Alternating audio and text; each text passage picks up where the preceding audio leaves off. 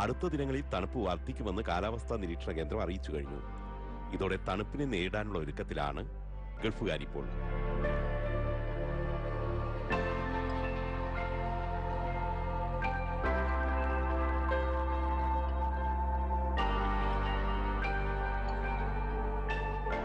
തണുപ്പുകാലം കൊയ്ത്തുകാലമാകുന്നത് വസ്ത്ര വിപണന രംഗത്താണ്. തണുപ്പിനെ പ്രതിരോധിക്കാനുള്ള സെറ്ററുകളാണ് ഏറെയും വിൽക്കപ്പെടുന്നത്. ഇത്തരം വസ്തുക്കളുടെ വിൽപ്പനക്കാർക്ക് ഇത് ശരിക്കും ഒരു കൊയ്ത്തുകാലം തന്നെയാണ്. നല്ല വിൽപ്പന ലഭിക്കുന്ന കാലം. ശൈത്യകാലം ഇത്തവണ വൈകി എത്തിയതിനാൽ വിൽപ്പനയും വൈകിയാണ് എത്തിയതെന്നാണ് ദുബായ് നൈഫിലെ കച്ചവടക്കാരനും മൊഗ്രാൽ ബാൻഡിന്റെ ഉടമയുമായ അഷ്റഫ് പറയുന്നത്. ഗൾഫിൽ തണുപ്പ് വന്നതോടുകൂടി ഗൾഫിലെ പല രാജ്യങ്ങളിലും സൗദി അറേബ്യ, അതുപോലെ മസ്കറ്റ്, ബഹ്റൈൻ, കുവൈത്ത് എന്നിടുന്ന ആൾക്കാർ വരുന്നുണ്ട്. ലേഡീസുകളും അതുപോലെ കുട്ടികളും ആണ് കൂടുതൽ പോകുന്നത്.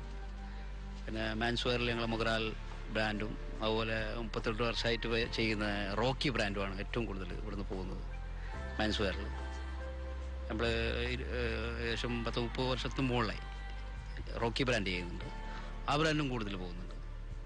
അതുപോലെ ആഫ്രിക്കൻ കൺട്രിയായ കോങ്കോ, ചാട്ട്, അവിടെ തണുപ്പുള്ള സ്ഥലമാണ്. അവിടെ നിന്ന് കസ്റ്റമേഴ്സുകളുണ്ട്.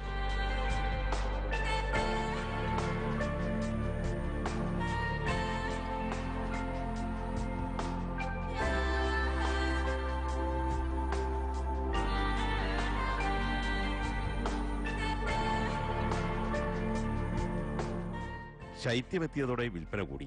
ഇപ്പോൾ ഇത്തരം ഉൽപ്പന്നങ്ങൾക്ക് വിപണിയിൽ നല്ല ഡിമാൻഡാണ്.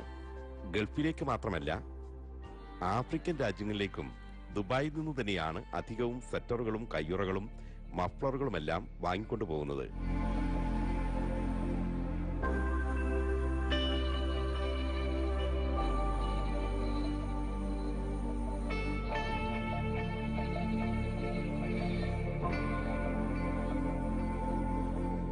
ശൈത്യമെത്തിയതോടെ പനിയും ജലദോഷവും വർദ്ധിക്കാൻ സാധ്യതയുണ്ടെന്ന് ആരോഗ്യ വിദഗ്ധർ മുന്നറിയിപ്പ് നൽകുന്നു. ഈ കാലത്താണ് ഒരാശ്വാസമെന്നോണം ഇപ്പോൾ ദുബായിൽ നമ്മുടെ നാട്ടിലെ ഔഷധക്കഞ്ഞി എത്തിയിരിക്കുന്നത്. ഔഷധക്കഞ്ഞി കുടിക്കാനെത്തുന്നത് പ്രവാസി മലയാളികൾ മാത്രമല്ല, അറബികൾ ഉൾപ്പെടെയുള്ള വിവിധ രാജ്യക്കാർ.